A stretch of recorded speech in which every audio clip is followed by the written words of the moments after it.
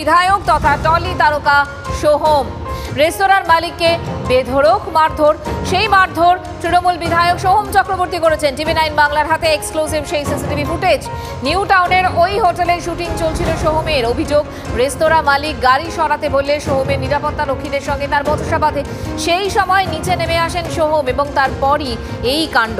রেস্তোরাঁ মালিককে শুধু ধাক্কাই নয়, চড় থাপ্পড় মারেন তৃণমূল বিধায়ক, আর তার মার পর মাটিতে ফেলে পর লাথি। Wake up to reality. Hey guys, what's up? কি করছে, কেমন আছে? আশা করি সবাই ভালোই আছো। খেলাখেলি দেখতে আমার খুব ভালো লাগে। চলো আজকে একটু খেলাখেলি দেখি। আসো তোমাদেরকেও দেখাই। তাহলে চলো আর না দেরি করে ইন্ট্রোটা মাইরা লই। আচ্ছা ইন্ট্রো মার।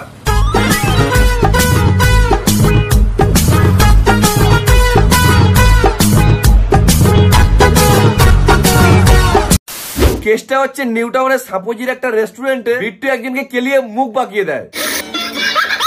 হ্যাঁ, কে বিট্টু জানো না? আরে হরলিক্স এর ব্র্যান্ড অ্যাম্বাসেডর। একটু হরলিক্স দাও না, চেটে খাবো।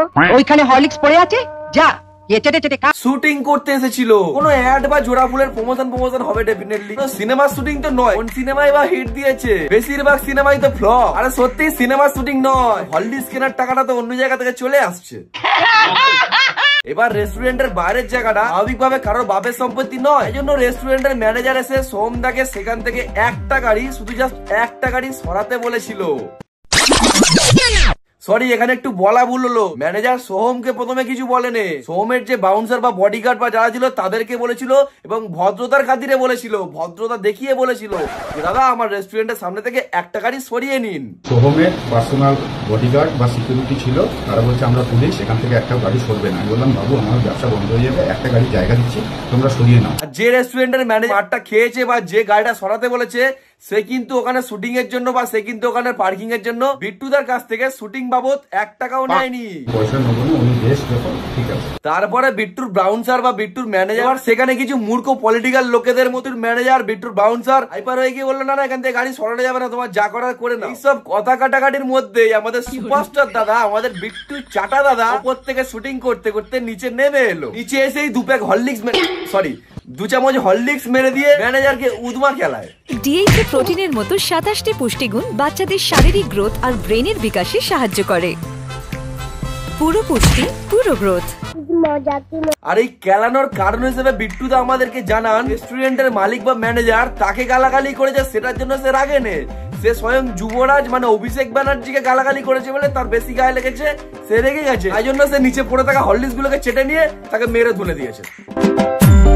তো আসো বন্ধু, খেলাখেলির পরে আমাদের চাটা দাদা কি বলছে একটু দেখি। শর্ট দিচ্ছি, হঠাৎ করে খুব চিল্লা চেঁচামেচি দেখছি। শর্ট?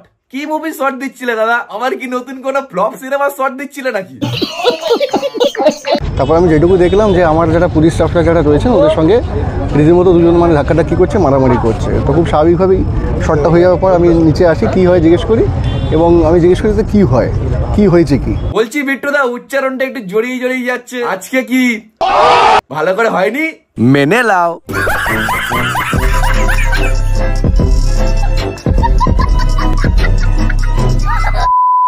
আজকে আমি তোমাদের সাথে একটা অ্যাপের পরিচয় করিয়ে দেবো। অ্যাপটার নাম হচ্ছে SK স্টার স্টোর। এটা বেসিক্যালি একটা শপিং অ্যাপ। এই অ্যাপটাকে ইউজ করে তোমরা তোমাদের মনের মতো শপিং করতে পারবে। এখানে তুমি কোনো জিনিস অর্ডার দিলে সেটা যখন তোমার বাড়িতে ডেলিভারি আসে, এত সুন্দর প্যাকেজিং করে ওরা বাড়িতে ডেলিভারি করে, তুমি এখান থেকে কিছু না নিলে তোমার ডেলিভারিটা হাতে না আসলে তুমি বুঝতে পারবে না। তার থেকেও বড় কথা হচ্ছে এখানে অল টাইম ডিসকাউন্ট চলে, কখনো 30% ডিসকাউন্ট চলে, কখনো 40% ডিসকাউন্ট চলে। অ্যাপটা পুরোপুরি জেনুইন, গুগলেও আছে, প্লে স্টোরেও আছে। সাথে আমার ডেসক্রিপশন বক্সেও লিংক দিয়ে দিয়েছি। ভিডিওটা পুরো দেখো, আমার ডেসক্রিপশন বক্সে ক্লিক করে অ্যাপটাকে ইনস্টল করো আর তোমাদের মনের মতো জিনিস বাড়িতে বসেই অর্ডার দাও।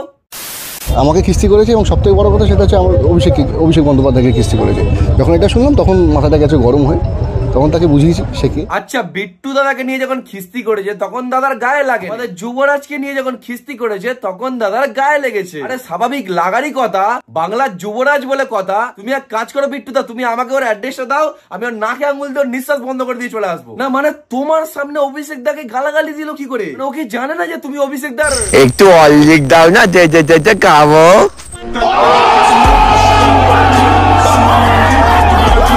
দাদা আপনি নাকি তাকে মারধর করলেন, মালিককে এমনটাই বললো তিনি। সে তো করেছি দেখো, গালাগালি করবে উল্টোপাল্টা ভাবে, ঠিক আছে, এবং সর্বোপরি অভিষেক বন্দ্যোপাধ্যায়কে নিয়ে গালাগালি করবে, হ্যাঁ, সেটা তো মানা যায় না। তো যাই হোক, মোটামুটি করেছি, 2-4টে চর মেরেছি, প্রথমে একটা ধাক্কা মেরেছি, করেছি, এটুকু বলছি। তোমার কেমন করছো দেখো। এত বছর টানা ফ্লপ মুভি দেওয়ার পরেও ওমদার সংসারটা কি করে চলছে? ছোটবেলায় চাইল্ড অ্যাক্টর থেকে হললিস্ট থেকে এখন অভিষেকদার ছোটখাটো বিষয় লোকাল থানায় জানিয়েছি, অফিসাররা এসেছিলেন, ও তাদেরকে নিয়ে গিয়ে তারা ইনভেস্টিগেট করবে। তাহলে বিট্টুদা, তুমি যে একটা লোকাল লোককে উদুম কেলিয়ে দিলে, আবার মিডিয়ার সামনে সারা জোর গলায় বলছো, তো এটার জন্য কি পুলিশ কিছু স্টেপ নিয়েছে? মানে তোমাকে জেলে ভরা হবে নাকি তোমার উপর কোনো অ্যাকশন নেওয়া হবে? মানে এগুলোকে কিছু হয়েছে? আজকে লোকাল থানাকে যখন আমরা জানছি, লোকাল থানা আমাদেরকে ডেকে নিয়ে গেল, আমাকে কিছুক্ষণ বসালো, কিছুক্ষণ বসিয়ে একটা কাগজে লিখিয়ে নিল যে আমার কোনো এলিগেশন নেই, না হলে আমার কেস করবে। আমার রেস্টুরেন্ট, সোম আমাকে বলছে তো রেস্টুরেন্ট কালকে বন্ধ করে দেবে।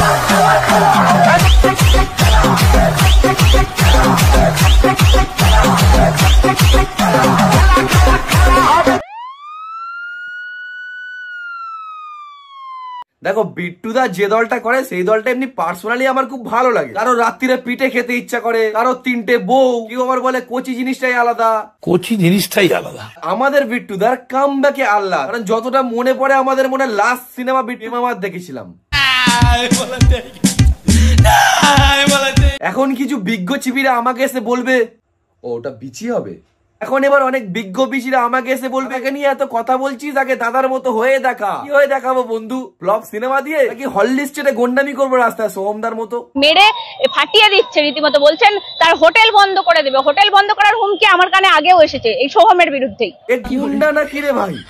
হ্যাঁ, হুমকি দিচ্ছে, মেরে ফাটিয়ে দিচ্ছে। মানে বিট্টুদা নিজেকে কি ভাবছি এখন? দেখো, আমি একটা দামি কথা বলি, আর্টিস্ট হয়ে যে আশেপাশে যে বাউন্সার ম্যানেজার নিয়ে ঘুরছো, এমএলএ হয়ে যাওয়ার পরে যে এত পাশে বাউন্সার ছেলে পেলে নিয়ে ঘুরছো, ওগুলো ক্ষণিকের জন্য যদি একদিনের জন্য তোমার পাশ থেকে সরিয়ে নেওয়া হয়, তবু দেবদার লম্বা আছে, হাইট আছে, ফিগার আছে, দেবদার রাস্তা দিয়ে গেলে তবু মনে হবে যে কেউ একজন যাচ্ছে। তবু জিদ্দার গ্ল্যামার আছে, অ্যাটিটিউড আছে, জিদ্দার রাস্তা দিয়ে কেউ না কেউ বলবে যে হ্যাঁ, আর 5টা লোকের থেকে আলাদা, একে আর্টিস্ট মনে হচ্ছে।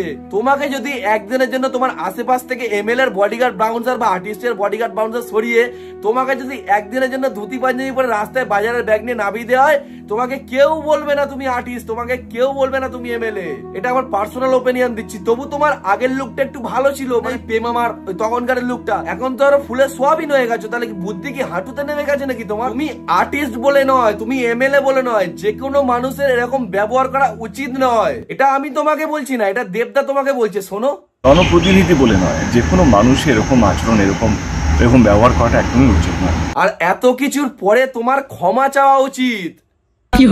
এটাও আমি বলছি না, এটাও দেবদা বলছে। শোনো, সোহমের ক্ষমা চাওয়া উচিত।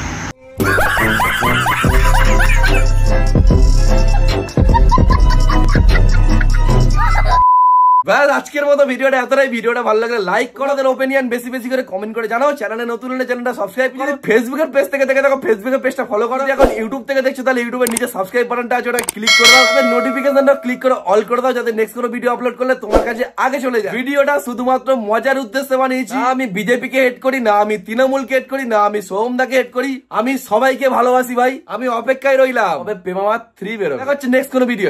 বাই।